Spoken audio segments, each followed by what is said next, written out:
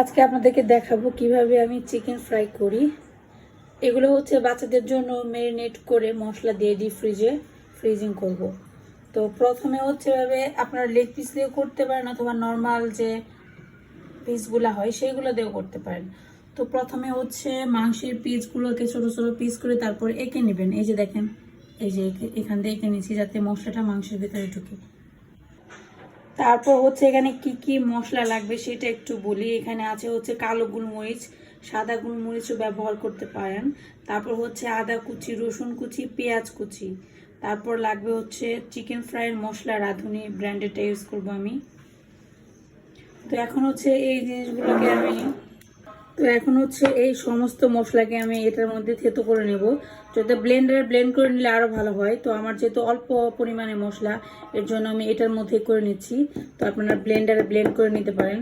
এর মধ্যে একটু সরিষা দেব। তো এই যে দেখেন, কালো সরিষা দিলাম একটু। প্রথমে এইগুলোকে গুঁড়ো করবো, তারপর হচ্ছে এইগুলোকে দেব। এই যে দেখেন, এটা আমার গুঁড়া করা হয়ে গেছে। এখন এর মধ্যে দিয়ে দেবো। এরপর হচ্ছে এখন আমি পেঁয়াজ রসুন আদা পেস্ট করব। তারপর আরও মশলাপাতি আছে। তো যত মশলা দিবেন তত চিকেন ফ্রাইটা খেতে একদম দোকানের মতো হবে।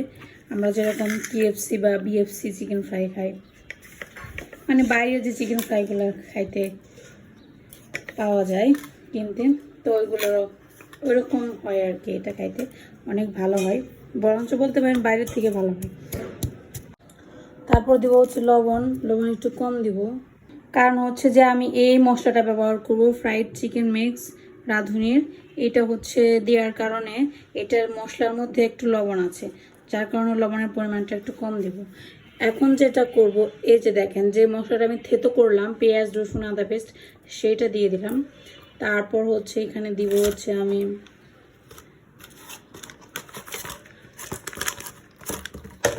এই যে মশলাটা যেটা আপনাদের দেখালাম, এটা কিসের মশলা, কোন ব্র্যান্ডের মশলা।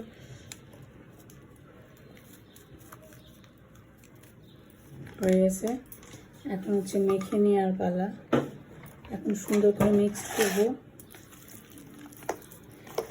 এরপর যেটা হচ্ছে আমি এগুলো হচ্ছে সব ডিপ ফ্রিজিং করে রাখবো।